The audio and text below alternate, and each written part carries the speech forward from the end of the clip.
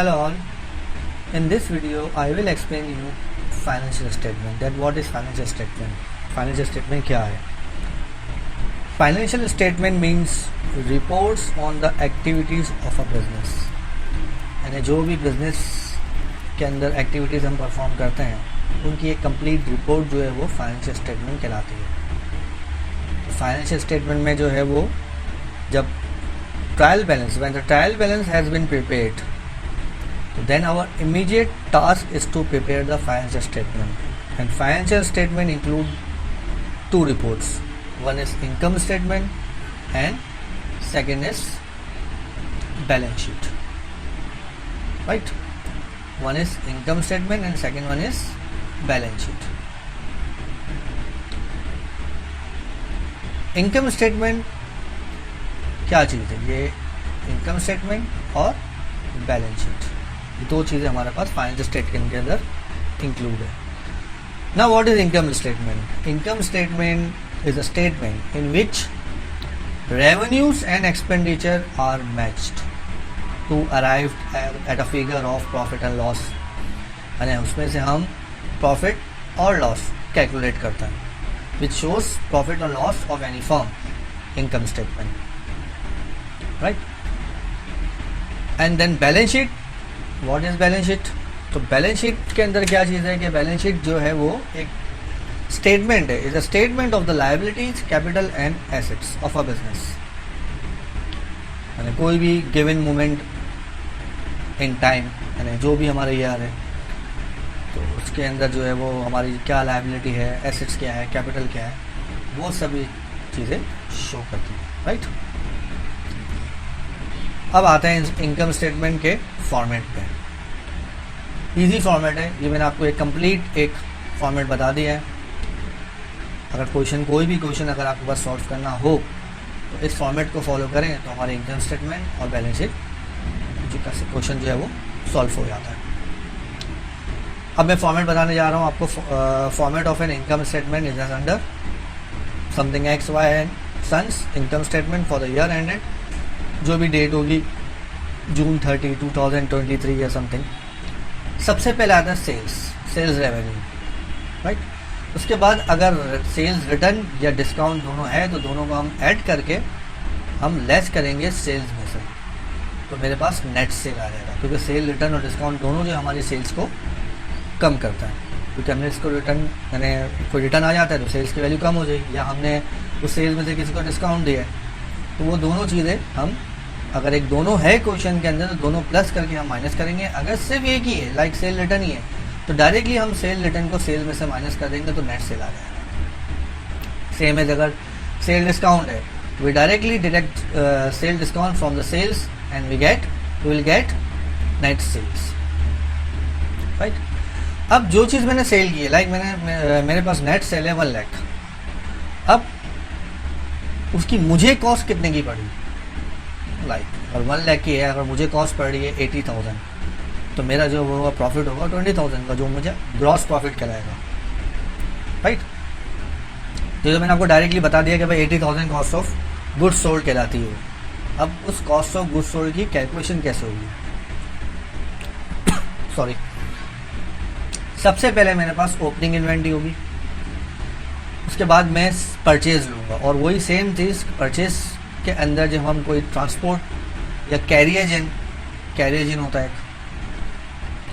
यानी परचेज के टाइम पे जो है वो हमने ट्रांसपोर्ट के पैसे दिए उसको लाने में, या कैरियज के पैसे दिए, सेम थिंग है, तो हम उस परचेज के अंदर ऐड करेंगे तो मेरे पास आ जाएगा टोटल परचेज. और उसके बाद जो भी रिटर्न या डिस्काउंट होंगे वो दोनों को मैं लेस करूंगा तो मेरे पास आ जाएगा नेट परचेज. तो ये परचेज की कैलकुलेशन है. अगर डायरेक्टली परचेज दिया हुआ है, बाकी कुछ भी नहीं दिया हुआ है, तो हम डायरेक्टली जो है वो ओपनिंग इन्वेंट्री के नीचे वो परचेज लिख के उसको ऐड कर देंगे तो गुड्स अवेलेबल आ जाएगा. अगर सिर्फ परचेजेस दिया हुआ है और सारी सब कैलकुलेशंस नहीं है मेरे पास, लाइक ट्रांसपोर्टेशन, रिटर्न, डिस्काउंट, तो वो डायरेक्टली जो है मैं परचेज को लिख के इस ओपनिंग इन्वेंट्री में ऐड करूँगा तो net goods available for sale आ जाएगा. अब आते हैं हम उसके बाद लेस करेंगे जो मेरे पास रिमेनिंग एंट्री कितनी बची हुई, उसको कहते हैं क्लोजिंग इन्वेंट्री. फॉर एग्जांपल मैं आपको सिंपल एक बेसिक एग्जांपल लेता हूँ। मेरे पास इन्वेंट्री के अंदर 2 पेन ऑलरेडी पहले से मौजूद थी, राइट। मैं इसके अमाउंट को शो नहीं कर रहा, मैं क्वांटिटी शो कर रहा हूँ। मज़ीद मैंने जो है वो 5 पेन जो है वो ख़रीदी, तो टोटल हो गई 2 + 7 9 पेन जो है वो मेरे पास अवेलेबल है। और at last year, at the year and मेरे पास जो है वो सिर्फ 3 पेन रिमेनिंग है। 3 पेन जो है मेरे पास बची हुई है, ये बची हुई थी। बाकी पेन जो है वो मेरे पास 6 पेन कहाँ गई, वो मैंने बेच दी होगी। तो जो भी इसकी अमाउंट होगी 9 पेन की, 3 पेन की, 2 पेन की, 7 पेन की और लास्ट जो 6 पेन की कॉस्ट जो मेरे पास बची है वो मेरी कॉस्ट ऑफ गुड्स सोल्ड। तो उस मैंने गुड्स अवेलेबल में से एंडिंग इन्वेंट्री को माइनस कर दिया, तो ये कॉस्ट ऑफ गुड्स सोल्ड आ गया। उस कॉस्ट ऑफ गुड्स सोल्ड को मैं सेल्स से माइनस करूँगा, तो मेरे पास एक ग्रॉस प्रॉफिट आता है, राइट। यानी फॉर एग्जांपल अब मैं ग्रॉस प्रॉफिट समझाता हूँ क्या चीज़ है कि फॉर एग्जांपल 1 लाख की जो मेरे पास जो है एक इन्वेंट्री है और उसकी कॉस्ट मुझे जो है वो 80,000 की पड़ रही है। तो 1 लाख माइनस 80,000, तो मेरे पास आ गए 20,000, वो मेरा ग्रॉस प्रॉफिट होगा। उस 20,000 में से सारे में अदर एक्सपेंसेस वगैरह जो है वो लेस करूँगा, या कोई दूसरी बहुत इनकम हुई है लाइक इंटरेस्ट की इनकम हुई है, कमीशन की इनकम हुई है, वो ऐड करूँगा। देन जो मेरे पास प्रॉफिट बचेगा वो मेरा नेट इनकम कहलाएगा। कैसे कि मेरे पास ग्रॉस प्रॉफिट आ गया, सेल में से मैंने कॉस्ट ऑफ गुड्स सोल्ड को माइनस किया, उसके बाद सारे एक्सपेंसेस ले लेंगे, ऑपरेटिंग एक्सपेंसेस या जो भी हमारे पास एक्सपेंसेस है, डिस्ट्रीब्यूशन एक्सपेंस है, सेलिंग है, एडमिनिस्ट्रेशन एक्सपेंस है या जनरल एक्सपेंसेस है, एडमिन के एडमिनिस्ट्रेशन के जो खर्चे हैं, एडमिनिस्ट्रेटर की सैलरी है या वर्कर्स की सैलरी है या जो भी हमारे पास एक्सपेंसेस होते हैं, वो सारे एक्सपेंसेस को मैं ऐड कर लूँगा और उस ग्रॉस प्रॉफिट से माइनस करूँगा, तो मेरे पास ऑपरेटिंग इनकम आएगा। और उस ऑपरेटिंग इनकम के अंदर अदर इनकम है या इंटरेस्ट इनकम है या कमीशन इनकम है, वो ऐड करूँगा तो मेरे पास ये नेट इनकम आ जाएगा, सिंपल। और अगर यही आंसर मेरे पास माइनस में आएगा, अगर फाइनेंस में आया लाइक ऑपरेटिंग ग्रॉस प्रॉफिट कम है और एक्सपेंसेस ज़्यादा है और माइनस में आंसर आ रहा है, जो भी कैलकुलेशन अगर माइनस में आती है तो मेरा नेट लॉस कहलाएगा, राइट। ठीक है, तो मेरा नेट लॉस होगा। तो ये फॉर्मेट है हमारे पास नेट इनकम या नेट लॉस निकालेगा। अब उसके बाद बनती है बैलेंस शीट, और बैलेंस शीट जैसे कहा कि स्टेटमेंट ऑफ एसेट्स, इक्विटीज़, जो भी हमारे पास एसेट्स के अंदर फिक्स एसेट है, करंट एसेट है, कैपिटल है, लाइबिलिटीज़ है, तो वो एक फॉर्मेट बना दिया गया है। लाइक फिक्स एसेट है बिल्डिंग, कोई भी एसेट होता है, यहाँ एक मेंशन हुआ है कुछ एसेट्स के नेम, सारे एसेट्स तो एक साथ मेंशन नहीं हो सकते, ठीक है। तो यहाँ पे जो है वो बेसिक बिल्डिंग लिया हुआ है, बिल्डिंग के अंदर से मैंने डेप्रिसिएशन, उसका अलाउंस होता है, अलाउंस और डेप्रिसिएशन यानी उस ईयर एंड के अंदर हम जो भी एसेट्स की वैल्यू कम करते हैं वो डेप्रिसिएशन है। ये अलग चैप्टर है, वो भी आएगा आगे, उसके लिए आपको वीडियो बना के दूंगा कि डेप्रिसिएशन निकालते कैसे। तो जो भी फिक्स एसेट है उसका अगर मेरे पास अलाउंस फॉर डेप्रिसिएशन है वो माइनस करूँगा, वो वैल्यू आ जाएगी।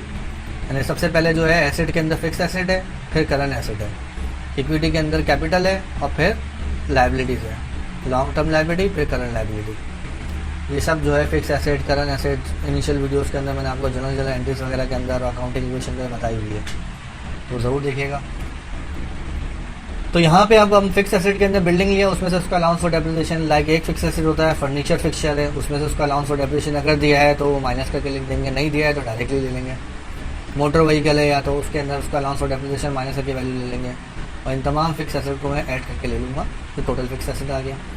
अब करंट एसेट में आ जाते हैं हम, इन्वेंट्री एंडिंग जो बची हुई थी। अच्छा, बैलेंस शीट के अंदर सारी एंडिंग डाटा आता है, ठीक है। जो इनकम स्टेटमेंट में डाटा आता है वो बैलेंस शीट में डाटा नहीं आता है, एक्सेप्ट नेट इनकम के या लॉस के, ठीक है। अब आप देख रहे हैं जितने भी डाटा यूज़ हो रहे हैं वो सारे इनकम स्टेटमेंट में नहीं थे।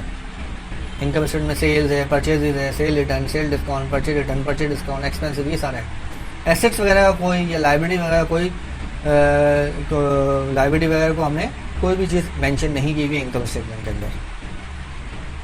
नाउ करंट एसेट के अंदर इन्वेंट्री, अकाउंट रिसीवेबल, इनकम जो भी रिसीवेबल, कोई भी इनकम जो रिसीवेबल है, इंटरेस्ट रिसीवेबल है या कमीशन रिसीवेबल है, फिर प्रीपेड है, बैंक है, कैश है, इन सम करंट एसेट को जो है मैंने वो ऐड कर दूंगा, मैं लिख दूंगा अब टोटल फिक्स एसेट और टोटल करंट एसेट को ऐड किया तो टोटल एसेट आ गया मेरे पास। सेम यहाँ पे आता है कैपिटल के अंदर, सबसे पहले ओपनिंग बैलेंस कैपिटल का क्वेश्चन में गिवन होगा, उसमें से मैं नेट प्रॉफिट जो क्वेश्चन में आया है मेरे पास वो ऐड करूँगा, लॉस होगा तो लेस करूँगा। और अगर ड्राइंग है यानी हमने कोई भी चीज़ निकाली है video anything from business for personal use, तो वो हम उसकी वैल्यू को यहाँ लेके लेस करेंगे तो ये कैपिटल एंड आ जाएगा। उसके बाद जो भी लॉन्ग टर्म लाइबिलिटी है लाइक बैंक लोन वगैरह है, सही है, डिवेंचर पेबल वगैरह है, ये कोई भी टाइटल आता है जो लॉन्ग टर्म लाइबिलिटी को शो करते हैं यानी 1 साल से ज़्यादा की मुद्दत को, ये लाइबिलिटी के सेक्शन में मैंने बताया था आपको, तो वो यहाँ पे आ जाएगी। उसके अलावा सारे करंट लाइबिलिटी जो है अकाउंट पेबल या कोई भी एक्सपेंस पेबल है, इंटरेस्ट को देना है मुझे इंटरेस्ट पेबल है या इंश्योरेंस पेबल है, रेंट पेबल है, टैक्स पेबल है, बैंक ओवरड्राफ्ट है, बैंक से अगर जो है वो मैंने कोई लोन वगैरह समथिंग शॉर्ट टर्म के लिए ली हुई है वो है, वो सारे करंट लाइबिलिटी को मैं ऐड करूँगा तो टोटल करंट लाइबिलिटी आ जाएगी। अब कैपिटल एंड को, लॉन्ग टर्म लाइबिलिटी को और करंट लाइबिलिटी को ऐड करूँगा तो ये टोटल इक्विटीज़ आ जाएगी। तो टोटल इक्विटीज़ और टोटल एसेट्स दोनों जो है वो इक्वल होंगे बैलेंस शीट के अंदर। इट मीन्स कि आपने क्वेश्चन को सही सॉल्व किया। अगर इक्वल नहीं है तो मीन्स कोई ना कोई एरर है या कोई आप चीज़ लिखना भूल गए हैं या मिस कर गए हैं, ठीक है। तो ये इनकम स्टेटमेंट और बैलेंस शीट का फॉर्मेट था। अब ये इनकम स्टेटमेंट की भी 2 टाइप्स आती हैं, एक ये हॉरिजॉन्टल टाइप है और एक जो है वो वर्टिकल टाइप है। कुछ नहीं है, हॉरिजॉन्टल और वर्टिकल के अंदर दोनों के अंदर सिर्फ फ़र्क ये है कि हमने एसेट साइज जितने भी है वो एक साथ लिख दिए, देख रहे हैं, फिक्स एसेट लिखा है, वही कॉन्सेप्ट है। बिल्डिंग में से अलाउंस फॉर डेप्रिसिएशन को, फर्नीचर फिक्सचर लिया उसमें से अलाउंस फॉर डेप्रिसिएशन को, मोटर व्हीकल को टोटल फिक्स एसेट आ गया। फिर करंट एसेट सारे ले लिए मैंने, वो दोनों यहाँ पे लेके दोनों को ऐड कर दिया, टोटल एसेट आ गया। ये वर्टिकल फॉर्मेट है। और इक्विटीज़ के अंदर भी वही है, कैपिटल में से वही net profit and loss add less करेंगे, ड्राइंग हुआ तो लेस किया, फिर लॉन्ग टर्म लाइबिलिटी जो है वो लिया और सारे करंट लाइबिलिटी जो मैंने ऊपर आपको बताया वो सारे ऐड कर देंगे, तो टोटल कैपिटल और इक्विटीज आ जाएंगे, दोनों बराबर होंगे, इक्वल होंगे, ठीक है। तो मीन्स इस फॉर्मेट को हमने वर्टिकली शो कर दिया। ये देखना, अब ये 2 कॉलम हुए, बीच में एक कॉलम के दोनों साइड पे, लेफ्ट और राइट पे इक्विटीज़ और एसेट्स लेफ्ट साइड पे और इक्विटीज़ राइट साइड पे, और इसको इक्विटीज़ को मैं नीचे ले आता हूँ एसेट्स के नीचे, तो ये वर्टिकल जो है वो मेरे पास बैलेंस शीट बन जाएगी, ठीक है। तो अब कोई भी बेसिस को बना सकता है।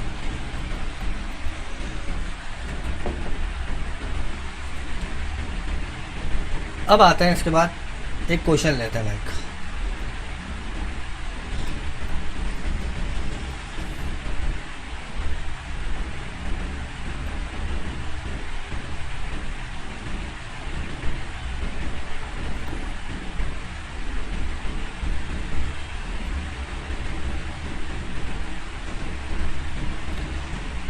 एक क्वेश्चन मेरे पास है, the trial balance of the Khalid traders for the year ended December 31, 2004 is under. Cash है, अकाउंट रिसीवेबल है, इन्वेंट्री ओपनिंग है, प्रीपेड इंश्योरेंस है, ऑफिस इक्विपमेंट है, अलाउंस फॉर डेप्रिसिएशन है, फिर जो है अकाउंट पेबल है, कैपिटल है, opening, drawing, sales, sale discount, sale purchase return, transportation है, advertising expense, salary expense, insurance expense, depreciation expense, salary payable, prepaid advertising, bad date expense और allowance for bad debt. और नीचे कह दिया आपको merchant inventory ending दी हुई है 30,000, right. अब हमें बनानी है prepared income statement for the year ended December 31, जो भी डेट्स क्वेश्चन के अंदर मेंशन है, and second one is prepared classified balance sheet as on December 31, 2004। अब हमें करना क्या है, बहुत ईजी है, वो जो फॉर्मेट है फॉर्मेट को ही फॉलो करना है। अब जो चीज़ें मेरे पास फॉर्मेट के हिसाब से, सबसे पहले सेल्स है और सिर्फ यहाँ पे सेल डिस्काउंट दिया हुआ है, तो मैं डायरेक्टली सेल डिस्काउंट माइनस करके नेट सेल आ गया। अब हम निकालेंगे cost of goods sold, opening inventory है, ऐड परचेजेस है, परचेजेस से पहले ट्रांसपोर्टेशन इन भी दिया हुआ है, देख रहे हैं, वो ऐड करूँगा और उसके बाद सिर्फ रिटर्न दिया हुआ है, डिस्काउंट नहीं दिया हुआ, तो रिटर्न को मैं लेस करूँगा, तो ये नेट परचेज आ गया। उस ओपनिंग इन्वेंट्री को नेट परचेज से मैं ऐड करूँगा तो गुड्स अवेलेबल फॉर सेल आ गया, और देन एंडिंग इन्वेंट्री जो 30,000 सोल्यूशन में दी हुई वो लेस किया, तो ये कॉस्ट ऑफ गुड्स सोल्ड आ गया। उस कॉस्ट ऑफ गुड्स सोल्ड को मैंने नेट सेल से माइनस किया तो ग्रॉस प्रॉफिट आ गया। अब सारे एक्सपेंसेस, जितने भी एक्सपेंस टाइटल नज़र आ रहे हैं, एडवर्टाइजिंग एक्सपेंस है, सैलरी एक्सपेंस है, इंश्योरेंस है, डेप्रिसिएशन है जो हम ईयरली एक्सपेंस निकालते हैं। अलाउंस फॉर डेप्रिसिएशन नहीं, सिर्फ depreciation expense. Allowance for depreciation का मतलब ये है कि वो लास्ट ईयर के साथ मिल के आ रहा है, करंट ईयर का और लास्ट ईयर से जितने भी ईयर्स पहले कि जब हमने purchase after the date of purchase के बाद जितने भी ईयर के डेप्रिसिएशन हमने उसमें फिक्स एसेट में लगाए वो सारे अलाउंसेस में आते हैं लास्ट ईयर। तो हमें यहाँ सिर्फ इस साल का निकालना है, तो इसलिए डेप्रिसिएशन एक्सपेंस लेंगे, अलाउंस नहीं लेंगे। अलाउंस कहाँ आएंगे वो बताता हूँ आपको। फिर बैड डेट एक्सपेंस लेंगे। बैड डेट कहते हैं, बैड डेट किसको कहते हैं कि जब हम डाउट होता है कि मुझे रिसीवल में से पैसे कुछ नहीं मिलने वाले, तो वो हम प्रोविज़न रखते हैं उसका कि बैड डेट कहते हैं उसको, तो वो एक्सपेंस आ गया। कि कोई चीज़ मैंने सेल की है, मुझे उसको रिसीव करने है पर मुझे डाउट है कि कुछ पैसे उसमें से नहीं मिलेंगे कोई भी वजह से, तो वो bad debt expense. Allowance for bad debt नहीं, ओनली बैड डेट एक्सपेंस। वो सारे एक्सपेंसेस को मैंने प्लस किया, 50,000 आया, उसको मैंने ग्रॉस प्रॉफिट में से माइनस करूँगा तो 30,400 नेट प्रॉफिट प्लस में आया मेरे पास। अब उसके बाद क्लासिफाइड बैलेंस शीट बना रहे हैं हम, ये वर्टिकल बना रहे हैं कि सबसे पहले एसेट के अंदर फिक्स एसेट है। फिक्स एसेट कौन सा है? ऑफिस इक्विपमेंट है, उसको अलाउंस फॉर डेप्रिसिएशन माइनस करेंगे। अब ये अलाउंस कौन सा है कि जो लास्ट ईयर का ऑलरेडी ऐड है। इस साल का जो है डेप्रिसिएशन एक्सपेंस कितना था मेरा? 4,000, वो 4,000 इसमें ऐड है, मीन्स 20,000 लास्ट ईयर्स के होंगे जितने भी प्रीवियस ईयर्स हैं, 1 है 2 है 3 है, वो इसमें मेंशन नहीं हुई कि कब हमने इसको परचेज़ किया था, वो इसमें ऑलरेडी ऐड है। तो इस साल के 4,000 थे करंट ईयर के, वो मैंने एक्सपेंस में ले लिए और लास्ट ईयर के साथ मिला के 24,000 वो मैंने allowance for depreciation office equipment से माइनस किए, तो 76,000 ये आ गया।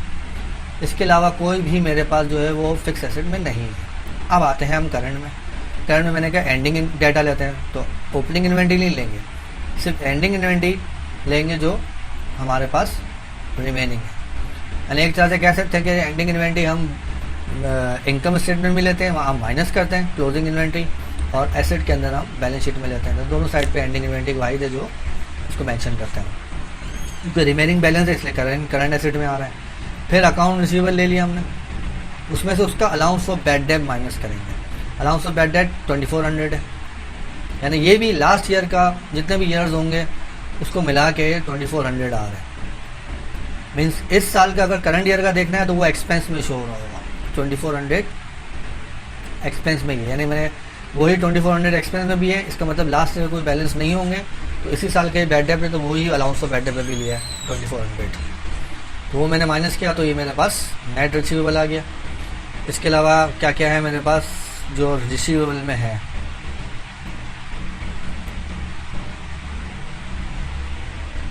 हमारे पास जो है वो प्रीपेड आ गया, प्रीपेड इंश्योरेंस ये आ गया, ठीक है। अकाउंट रिसीवेबल हो गया, प्रीपेड इंश्योरेंस ले लिया, फिर और तो नहीं है ये इनकम रिसीवेबल 3000, प्रीपेड इंश्योरेंस का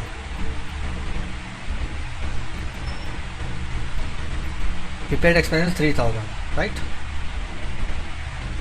ये मिस्टेक होगी कुछ, राइट, और कैश है 10,000, राइट, और ये 2400 जो है वो आई थिंक सो के इनकम रिसीवेबल के मिस प्रिंट तो बनना है। 2400 तो बैड डेट का ही है, बाकी तो कोई अमाउंट नहीं है। बहरहाल ये अमाउंट इनकम रिसीवेबल नहीं है, राइट, कोई वैल्यू नहीं दी हुई इनकम रिसीवेबल का, कोई भी रिसीवेबल का टाइटल भी नहीं है। फिर मैं चेक कर लेता हूँ, बैड डेट है और अलाउंस फॉर बैड डेट वो मैंने शो कर लिया यहाँ पर, ये नहीं है, राइट। इसको हम जो है वो कैलकुलेट करके भी शो चेक कर लेते हैं कि क्या वैल्यू आ रही है मेरे पास। 30,000 है,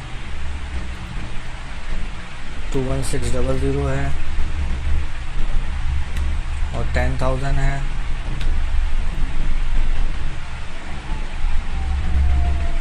61,000, 76,000 नहीं, ये 30,000 नहीं है, ठीक है। 2400 जो है इनकम रिसीवेबल के मेरे पास कोई जगह वैल्यूज दी हुई नहीं है, तो ये हमारे पास प्रीपेड है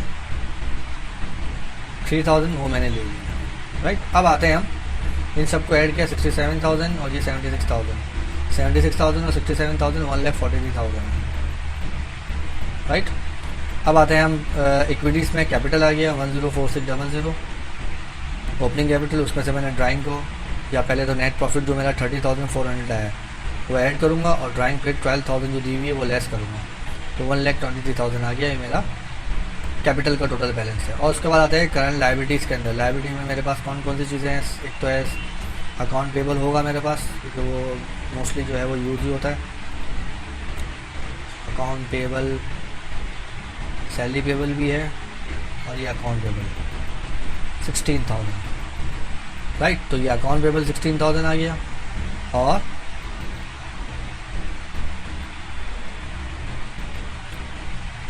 अकाउंट पेबल जो है मेरे पास 16,000 है, और सैलरी पेबल जो है मेरे पास 4,000। तो ये टोटल 20,000 हो गया। 20,000 और 1,23,000, 1,40,000 दोनों बैलेंस है, राइट। तो ये दोनों बैलेंस ही आएंगे हमारे पास। क्लियर है? तो ये थी इनकम स्टेटमेंट और हमारे पास ये बैलेंस शीट। तो पहले इनकम स्टेटमेंट बनती है, फिर जो है मेरे पास बैलेंस शीट बनती है। अब बैलेंस शीट को आप कोई भी वे से सॉल्व कर सकते हो, चाहे वो हॉरिजॉन्टल चाहे वर्टिकल, जो भी रिक्वायरमेंट है आपके पास, ठीक है। होप्स हो के जो है वो आपको समझ में आया होगा ये चीज़। पर ये अभी भी जो है वापस फाइंड आउट करना हो एरर। ये 2400 रिपीट के तो मेरे पास जो है वो 2400 कौन सा है?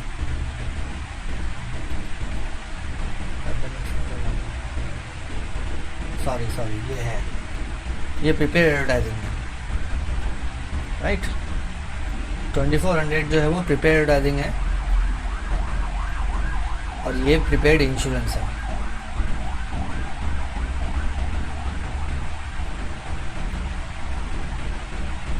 $3,000 प्रीपेड इंश्योरेंस है मेरे पास, और प्रीपेड एडवर्टाइजिंग जो है वो 2400 है, राइट।